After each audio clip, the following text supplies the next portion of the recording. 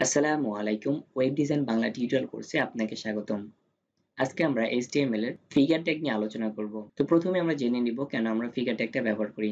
Figure মূলত HTML5 এর একটি নতুন ট্যাগ। আমরা আমাদের ওয়েবসাইটে যতগুলো ইমেজ, ডায়াগ্রাম, ইলাস্ট্রেশন ইত্যাদি যে বিষয়গুলো ব্যবহার করব, এই সব কিছুকে আমাদেরকে এই ফিগার ট্যাগের ভিতর ব্যবহার করতে হবে। তো চলুন সরাসরি প্র্যাকটিক্যালি এই বিষয়টা এখন আমরা দেখে নেব। ফিগার মূলত একটি ডাবল ট্যাগ।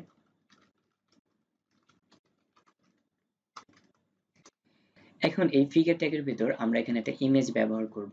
তো এই জন্য মূলত আমরা ইমেজ ট্যাগ ব্যবহার করব, img। তো ইমেজ একটি সিঙ্গেল ট্যাগ। আপনারা যদি ইমেজ ট্যাগের ব্যবহারটা না জেনে থাকেন, ডেসক্রিপশনে ইমেজ ট্যাগের একটা ভিডিওর লিংক রয়েছে, আপনারা চাইলে সেখান থেকে ইমেজ ট্যাগের ব্যবহারটা দেখে নিতে পারেন। তো চলুন প্রথমে আমরা একটা এখানে ইমেজ ব্যবহার করব, এই জন্য src ব্যবহার করব, তারপর ইকুয়াল, তারপর আমাদের এখানে ডাবল কোটেশন ব্যবহার করতে হবে। আপনাদেরকে আমি যখন ইমেজ ট্যাগের ব্যবহারটা দেখিয়েছিলাম, তখন আপনাদেরকে একটা ফোল্ডার ক্রিয়েট করে সেই ফোল্ডারের ভিতর আমি দুটো ইমেজ ব্যবহার করে আপনাদেরকে দেখিয়েছিলাম।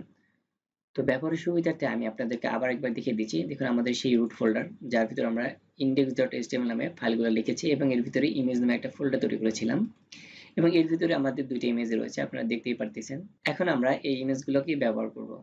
আমাদের কোনো একটা ইমেজ যদি একটা ফোল্ডারের ভিতরে থাকে, তাহলে অবশ্যই প্রথমে আমাদেরকে ফোল্ডারের নামটা লিখতে হবে, তারপরে স্ল্যাশ চিহ্ন ব্যবহার করতে হবে এবং এরপরে আমাদের বলে দিতে হবে আমরা কোন ইমেজটাকে ব্যবহার করতে যাচ্ছি। দেখুন এখানে আমাদের অটোমেটিক কিন্তু ইমেজটা হাইলাইট করা আছে। আমরা যদি এখানে একটা ক্লিক করি, দেখুন আমাদের ইমেজটা কিন্তু অলরেডি চলে এসেছে। এখন এই অংশটুকু যদি আমরা কন্ট্রোল এস দিয়ে সেভ করি এবং এখান থেকে মাউসের রাইট ক্লিক করে ওপেন ইন ডিফল্ট ব্রাউজারে যদি রান করি, তাহলে আপনারা দেখতে পারতেছেন আমাদের কিন্তু ওয়েবসাইটে ইমেজটা চলে এসেছে। এখন আমরা ইমেজের উইডথটাকে একটু কমিয়ে নিব। এর জন্য আমরা এখানে উইথ অ্যাট্রিবিউট ব্যবহার করব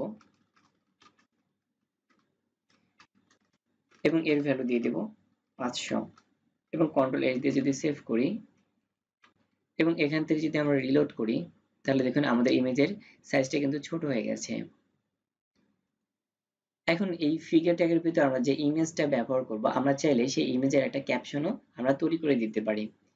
তো এই জন্য মূলত আমাদেরকে যে ট্যাগটি ব্যবহার করতে হবে তার নাম হচ্ছে ফিগ ক্যাপশন। ফিগ ক্যাপশন মূলত একটি ডাবল ট্যাগ।